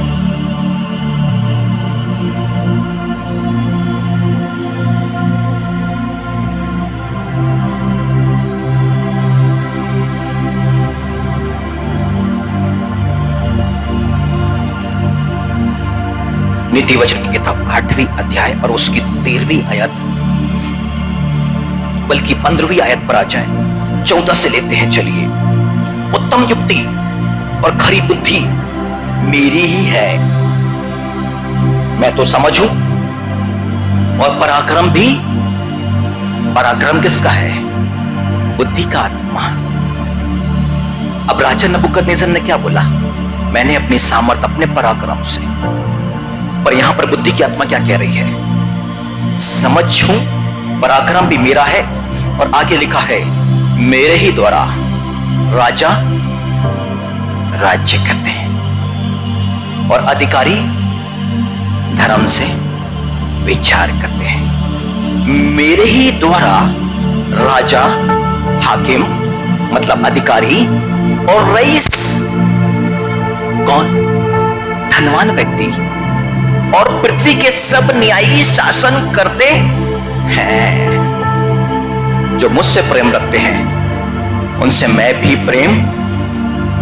ये बुद्धि से जो प्रेम करेगा वो बुद्धि यहां रहेगी, और जो बुद्धि से प्रेम रखेगा वो अभिमान से, अहंकार से, घमंड से पैर रखेगा। हालेलुया, हालेलुया, हालेलुया का मतलब परमेश्वर की स्तुति हो। हम अपनी आवाज को अपने प्रभु यीशु मसीह के लिए ऊंचा कर सकते हैं। हालेलुया। हमें पड़ोसियों को नहीं सुनाना है, हालेलुया, हमें अपने प्रभु यीशु मसीह को सुनाना है। हालेलुया। हमारी आवाज को इतना ऊंचा करना है कि हमारी आवाज को कौन सुने? यीशु मसीह। ये वचन किसी निरे मनुष्य का नहीं है, ये वचन प्रभु यीशु मसीह का है। जब हम वचन को सुन करके उसकी स्तुति करते हैं कि प्रभु की स्तुति हो, तो वो प्रसन्न होता है, मेरी प्रजा मेरे वचन को ग्रहण कर रही है। Hallelujah, hallelujah. यहाँ पे जो खड़ा होता है एक माध्यम मात्र है।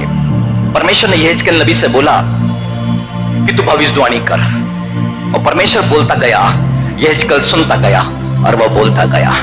हालेलुया। यहेजकेल ने अपने मन से कुछ नहीं बोला, वो जो कुछ परमेश्वर से सुना वो बोलता गया, और जो वो बोलता गया और वैसा ही वैसा होता चला गया। हालेलुया। क्योंकि वो अपने वचन को भेजता ही इसलिए है कि वो आपके जीवन पर आए और काम करे। और परमेश्वर ने कहा है कि जो मेरा वचन है अपने काम को पूरा किए बिना, सफल किए बिना मेरे पास वापस नहीं लौटेगा। वो वचन जो आप ग्रहण कर रहे हैं वो आपको बुद्धिमान करेगा। ये परमेश्वर का वचन जो आप ग्रहण कर रहे हैं वो आपको दीन करेगा। ये वचन जो आप परमेश्वर के नाम से आप ग्रहण कर रहे हैं, जो उसका वचन है, ये आपके अंदर में से घमंड को, अभिमान को, अहंकार को दूर करेगा, जिसने राजा नबूकदनेस्सर को पागल कर दिया। जिस घमंड ने राजा नबूकदनेस्सर को पागल कर दिया, उसकी बुद्धि चली गई। जिस घमंड ने राजा हिजकिय्याह के पूरे परिवार को बंधन में डाल दिया, और जिस घमंड ने न जाने संसार में कितने लोगों के जीवन को तबाह कर दिया। क्योंकि जहां पर बुद्धि होती है उसके एक हाथ में धन, दूसरे हाथ में जीवन और महिमा होता है। जीवन और महिमा। इसलिए वचन में लिखा, याकूब के नाम पत्र में, किसी के पास में बुद्धि की घटी है तो वो मांगे, बिना उलाहना दिए वो बुद्धि देखा, वो बुद्धि देखा। जब राजा सुलेमान इजराइल पर राजा बन गया तब उसको प्रार्थना करनी थी, तब उसने शत्रुओं की हार नहीं मांगी, बहुत धन संपत्ति को नहीं मांगा, अच्छा भला जीवन नहीं मांगा। उसने क्या मांगा? बुद्धि को मांगा कि जिस काम के लिए परमेश्वर ने उसे ठहरा दिया है उस काम को वो अच्छे से कर सके। और परमेश्वर ने बुद्धि तो दिया, पर साथ में क्या दिया? इतना धन जो सारे संसार में राजा के पास आज तक नहीं आता है। क्योंकि बुद्धि के एक हाथ में धन, दूसरे हाथ में जीवन और महिमा है। जो बुद्धिमान हो जाएगा वो अपने स्वभाव से ढेठपन को छोड़ देगा। जो बुद्धिमान हो जाएगा वो हट करना छोड़ देगा। जो बुद्धिमान हो जाएगा वो सामने वाली बात को सुनने लग जाएगा, उसकी बात को काट के अपनी बातों को उस पर थोपेगा। ये बुद्धिमान व्यक्ति के लक्षण है। एक बुद्धिमान सरल स्वभाव का हो जाएगा, शांत स्वभाव का है। उसकी आवाज तेज नहीं होगी घर में और डिपार्टमेंट के अंदर में। बुद्धिमान मनुष्य धीरे धीरे बात करता है, वो तीखे क्रोध में आके बात नहीं करेगा। एक बुद्धिमान जो मनुष्य बनेगा उसके स्वभाव से क्रोध दूर हो जाएगा। एक बुद्धिमान मनुष्य जो है सब उसको बड़े ध्यान से सुनने लग जाते हैं। Hallelujah, hallelujah. अभिमान को कोई सुनना नहीं चाहता है। अभिमान को कोई सुनना, वो मजबूरी होती है जब कोई सुनता है, नहीं तो उसके पास वो बैठना पसंद नहीं करते हैं, क्योंकि मालूम है घमंडी व्यक्ति है, घमंड की ही बातें करेगा। मेरे प्रियो, ये वचन आया है हमें दीन करने के लिए, ये वचन आया है हमें बुद्धिमान बना देने के लिए, ये वचन आया है, ये वचन परमेश्वर के अनुग्रह को लेके आएगा। कैसा वो अनुग्रह? जब स्वर्गदूत आया तब उसने कहा है, माता मरियम से कहा था कि परमेश्वर का अनुग्रह तुझ पर है। परमेश्वर का अनुग्रह तुझ, और अनुग्रह क्यों? क्योंकि वो तो अभिमानियों का विरोध करता दीनों पर, परंतु माता मरियम ने कहा, उसने अपने दीन दासी पर, दासी की दीनता पर दृष्टि की है। परमेश्वर ढूंढ रहा है ऐसे मनुष्य को जो दीन स्वभाव के हो जाए, जिनको वो स्वर्ग का अधिकारी कर दे, स्वर्ग का वारिस कर दे। Hallelujah, hallelujah. तो आइए अपने स्थानों पर हम खड़े हो जाए। आज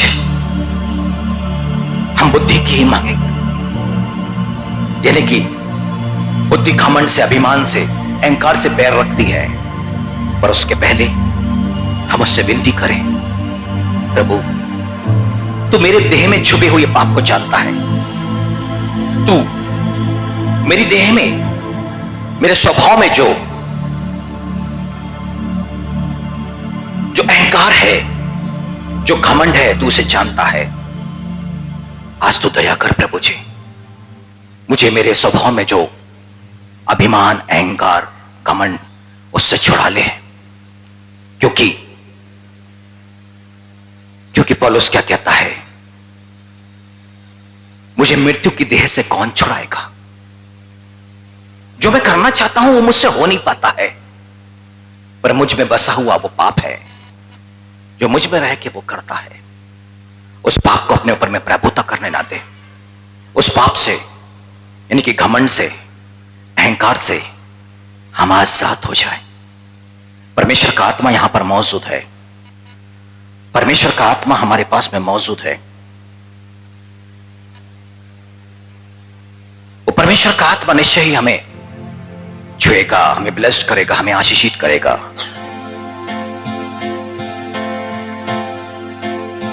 वो छुटकारा देगा, पर दिल से पुकारने की जरूरत है उसे आज। यदि हम उसके आगे दीन होते हैं तो निश्चय उसके अनुग्रह की दृष्टि में है। फिलिपियों के नाम पत्र में उसकी दूसरी अध्याय में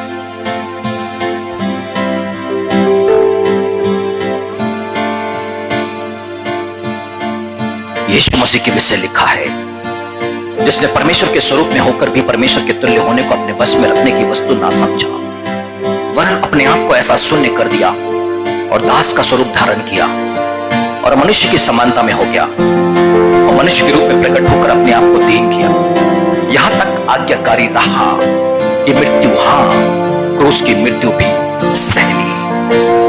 इस कारण परमेश्वर ने उसको अति महान भी किया और उसको वह नाम दिया जो सब नामों में श्रेष्ठ है, कि जो स्वर्ग में और पृथ्वी पर और पृथ्वी के नीचे है, वे सब यीशु के नाम पर घुटना टेके और परमेश्वर पिता की महिमा के लिए हर एक जीव अंगीकार कर ले कि यीशु ही प्रभु है। ये महान प्रतिफल, महान पुरस्कार यीशु मसीह को मिला उसकी दीनता के कारण। हम मनुष्य यदि अपने आप को दीन करते हैं, हमारा भी महान प्रतिफल इसी पल पवित्र आत्मा के द्वारा हम पर आएगा। हमारा भी महान पुरस्कार इसी पल परमेश्वर हमारे जीवन पर उड़ेल देगा। इस पल में अपनी आंखों को बंद करते हुए, अपने मन को प्रभु यीशु मसीह की तरफ लगाते हुए, ओ हालेलुया, उसको पुकार ले और कहें,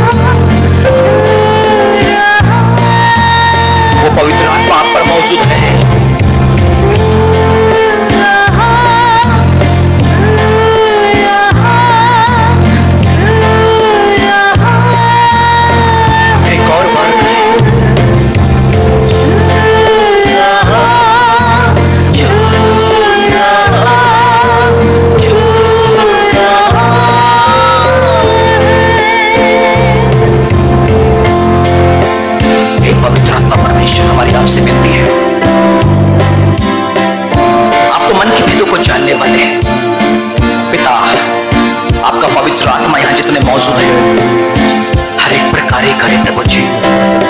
ऐसी दया को मांगते हैं, इसमें ऐसी दया को मांगते हैं।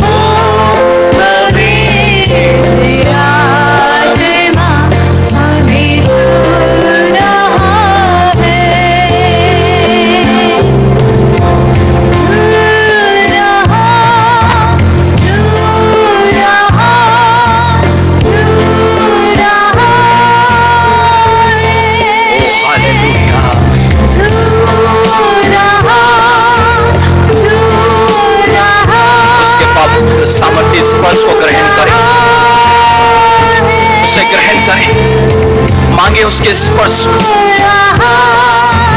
12 साल से बीमार स्त्री यीशु मसीह को छूना चाहती थी।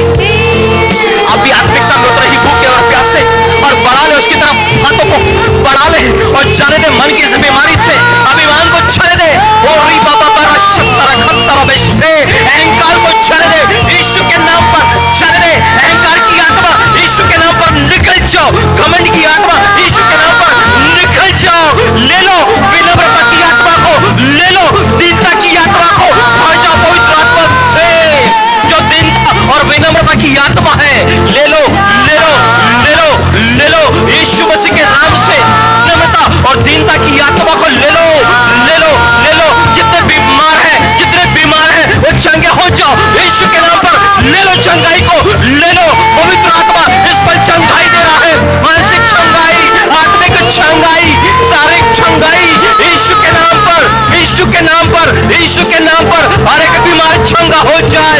यीशु के नाम पर हर एक बीमार चंगा हो जाए। यीशु के नाम पर हर एक कमजोरी चले जाओ। यीशु के नाम पर हर एक दुर्बलता चली जाओ। यीशु के नाम पर, यीशु के नाम पर, यीशु के नाम पर। हालेलुया हालेलुया हालेलुया।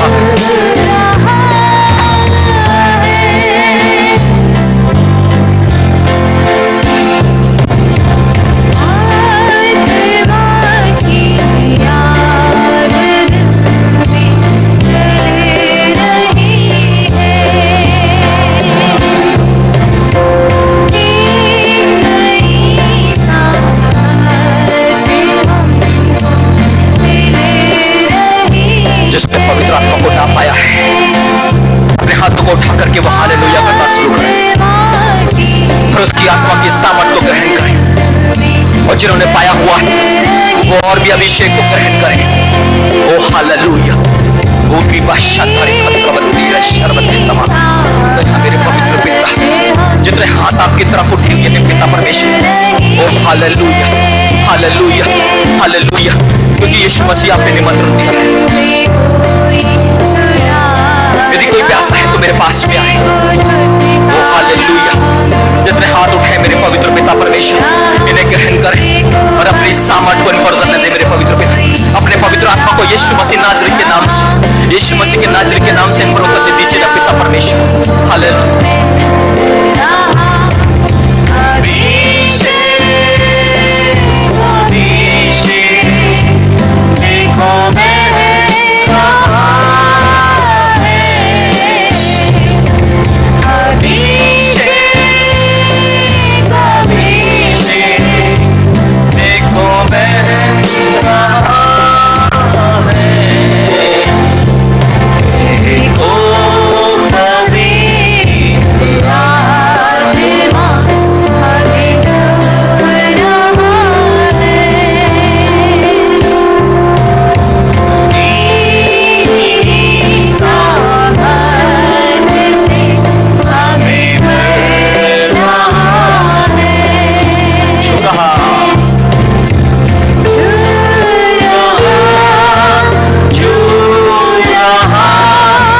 पवित्र आत्मा को वहां पर ठहरा हुआ है, ग्रहण कर लीजिए विश्वास से। Hallelujah, hallelujah. यीशु के नाम पर, यीशु के नाम पर ले ले, यीशु के नाम पर ले ले, इस अभिषेक को ले ले, यीशु के नाम पर ले ले, इस अभिषेक को, यीशु के नाम पर, यीशु के नाम पर। हालेलुया। ओ रीबा बाबा रशत तोरी खंतर बजा, ओ रीबा बाबा रशत तारी खंतर बजा। Hallelujah, hallelujah.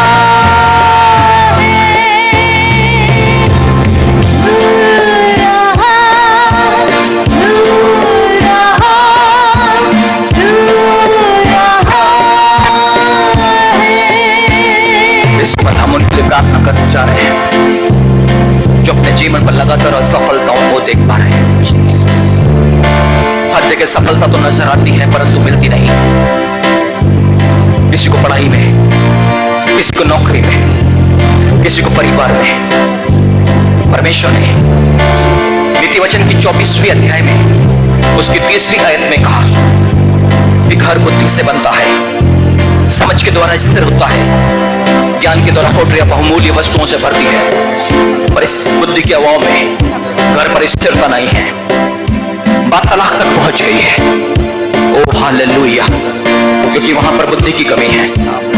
परमेश्वर ऐसे परिवार को आशीष देने पर है, परमेश्वर ऐसे परिवार को आशीष देने पर है जिन्हें अपने बिजनेस में, अपनी नौकरी पर असफलता नजर आ रही है।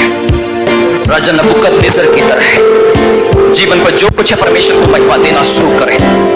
परमेश्वर फिर से बुद्धिमान बना करके फिर से नबूकदनेस्सर को राज्य लौटाने पर था, वैसे ही आपका बिजनेस और आपकी नौकरी लौटने पर है। आप उसे प्राप्त करने जा रहे हैं, अपनी नौकरी को प्राप्त करने जा रहे हैं, पहले से भी अच्छी, पहले से भी अच्छी, पहले से भी उन्नत, पहले से भी ज्यादा इनकम के साथ, क्योंकि आपके पास है परमेश्वर की बुद्धि, क्योंकि आपके पास है परमेश्वर की बुद्धि। आप अपनी बुद्धि का इस्तेमाल न करें। वचन में लिखा है अपनी दृष्टि में बुद्धिमान ना होना, अपनी समझ का सहारा मत लेना, परमेश्वर की बुद्धि पर निर्भर हो जाए और आशीष को ग्रहण करें। ज्यादा उन्नति के साथ में, ज्यादा बड़ी ब्लेसिंग्स के साथ में ग्रहण करें यीशु के नाम पर, यीशु मसीह नाज़री के नाम से, और उसका धन्यवाद करना शुरू करें, उसका धन्यवाद करना शुरू करें, उसका धन्यवाद करना शुरू करें। हालेलुया, हालेलुया, हालेलुया। बहुत से परिवारों में रुके हैं काम, बहुत से परिवार बच्चे बंधुआई में हैं, नाना प्रकार के बंधन में चले गए हैं, वे विचार में और नाना प्रकार के बंधनों में। ओ रीबा बाबा रशतारी खंडर बत्ती तबाह, क्योंकि उसकी वजह परमेश्वर को उसको उपकार ना दिया गया। मन का फूलना, मन का फूलना, मन का फूलना परमेश्वर रिस्टोर करने जा रहा है, परमेश्वर रिस्टोर करने जा रहा है। आपके बच्चे अब जलपाई के पौधे की तरह आपके मेज के चारों तरफ पे रहेंगे। उसका धन्यवाद करना शुरू करें और इस ब्लेसिंग को ले ले, ले ले, यीशु के नाम पर ले ले, यीशु के नाम पर ले ले, अपनी संतानों को वापस पाले, यीशु के नाम पर पाले, यीशु के नाम पर। ओ रीबा बाबा रशे, ओ हालेलुया, हालेलुया, हालेलुया, हालेलुया, हालेलुया, हालेलुया, हालेलुया, हालेलुया। हमें से कुछ लोग हैं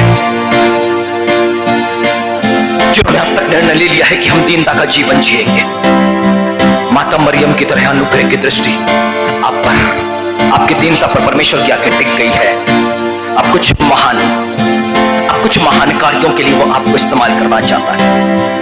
कुछ महान होने जा रहा है आपके जीवन में, यीशु मसीह नाज़री के नाम से, यीशु मसीह नाज़री के नाम से। कुछ लोग चुने गए हैं उस महान अनुग्रह के लिए, महान अनुग्रह के लिए जो आपके जीवन पर फलवंत होना शुरू है। बस अपने स्वभाव में दीनता को बना करके रखें।